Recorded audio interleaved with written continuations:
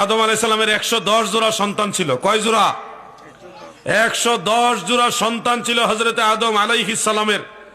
প্রত্যেক সন্তানই প্রত্যেকবারই একটা ছেলে একটা মেয়ে, একটা ছেলে একটা মেয়ে জোড়ায় জোড়ায় জন্ম হয়েছে। কিন্তু হযরত শীস আলাইহিস সালাম শুধুমাত্র একা জন্ম হয়েছে, ওনার সাথে কোনো মেয়ে জন্ম হয়নি। সব ছেলেরাই বিয়ে করার জন্য মেয়ে পাইছে, কিন্তু শীস আলাইহিস সালামের ভাগ্যে কোনো মেয়ে নাই, কারণ ওনার সাথে কোনো মেয়ে জন্ম হয় নাই। পাল্টাপাল্টি করে যে বিয়ে করবে ভাগে পড়ে নাই। তো এই জন্য আদম আলাইহিস সালাম ইন্তেকালের আগে তিনি একটা ওসিয়ত করে বসলেন যে আমি জান্নাতে ছিলাম, জান্নাতের ফল খাইছি, আমার মনে চাইতেছে দুনিয়া থেকে ইন্তেকালের আগে একটু জান্নাতের ফল খাবো, তোমরা আমার জন্য ফল নিয়ে আসো। সারা পৃথিবী মানে আদম আলাইহিস সালাম সন্তান আওলাদ সবাই ছড়াই গেছে ফল খোঁজার জন্য। দুনিয়াতে কই পাবে জান্নাতের ফল? সবাই ঘুরতেছে। শীস আলাইহিস সালাম তিনি আর ঘুরতে গেলেন না, উনি আদম আলাইহিস সালামের সেবায় খেদমতে নিয়োজিত।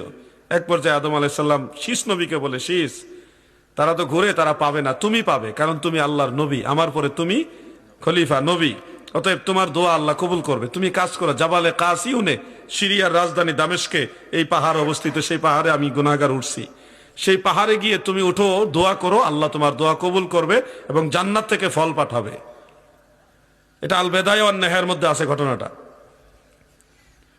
শীস আলাইহিস সালাম সেই পাহাড়ে গেলেন, গিয়ে দোয়া করতেছেন। দোয়া শেষ করার পরে দেখুন আর পিছনে জান্নাতি একটা পাত্রের মধ্যে জান্নাতি একজন রমণী হুর, ওনার নাম হযরতে উজাইরা আলাইহাস সালাম, তিনি জান্নাতি ফল নিয়ে ওনার সামনে হাজির। জিজ্ঞাসা করলো, কে আপনি? যে আমি জান্নাতি হুর। কে পাঠাইলো? যে আল্লাহ পাঠাইছে। কেন পাঠাইছে? যে আপনি দোয়া করছেন ফল পাঠাইতে, আল্লাহ আমারে ফল দিয়ে পাঠাইছে হযরত আদম আলাইহিস সালাম যেন খান। তখন শীস আলাইহিস সালাম আগে আগে হাঁটলেন, আর হযরতে উজাইরা আলাইহাস সালাম পিছে পিছে হেঁটে হেঁটে ওই হুর হযরত আদম আলাইহিস সালামের কাছে গেছেন, ফল দিলেন। আদম আলাইহিস সালাম ফল খাইলেন। খাওয়ার পরে যেহেতু শীস নবীর বাগে মেয়ে নাই, বিয়ে করার কোনো মেয়ে নাই, তখন আদম আলাইহিস সালাম নিজেই আল্লাহ তাআলার নির্দেশ ক্রমে ওই জান্নাতি হুরকে ওনার সাথে বিবাহ পড়াই দিয়েছেন।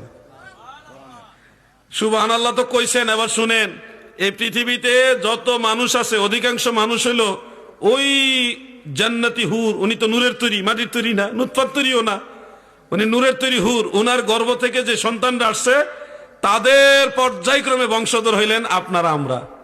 তো নূরের তৈরি হওয়া সত্ত্বেও আল্লাহ তাআলা উনার মাধ্যমে জগতে মানব জাতি বিস্তার করাইছেন। তাহলে আপনি বলতেছেন নূরের তৈরি হয় না, তো তুমি হইলে কেমনে? তুমিও তো নূরের তৈরির মাধ্যমে দুনিয়াতে ছড়াই আসছো। কথা বুঝতেছেন না আপনারা?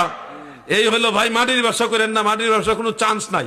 আমার নবীজির গোটা দেহ মুবারকটা আপাদমস্তক পুরোটাই ছিল নূর, এবং এই কারণে নবীজির দেহ মুবারকের কোনো ছায়া পড়তো না। চন্দ্র সূর্যের আলোতে নবীজির দেহ মুবারকের কোনো ছায়া পড়তো না, নবীজি নূর ছিলেন। দেওবন্দের আলেম যারা, তারাও এই ব্যাপারে একমত। রশিদ আহমদ গাঙ্গুহি সাহেব এমদাদুস সুলুকের মধ্যে লিখেছেন, আশরাফ আলী থানভী সাহেবের শুকরুন নিমা এবং নসরুদ্দিন দুইটা কিতাবের মধ্যে লিখেছেন, সিরতা পায়ে নূর থে, নবীজির মাথা মুবারক, মস্তক মুবারক থেকে কদম মুবারক পর্যন্ত পুরো জিসম মুবারকটা ছিল নূর। এটা দেওবন্দীদের আকীদা। আপনারা আশ্চর্য হবেন, আহমদ শফি সাহেব হাটহাজারীর, উনি পর্যন্ত লিখেছেন হক বাতিলের চিরন্তন দ্বন্দ্ব, সেই বইয়ের মধ্যে লিখেছেন যে আমাদের আকীদা হচ্ছে আল্লাহর হাবিব একই সাথে নূর এবং বাশার।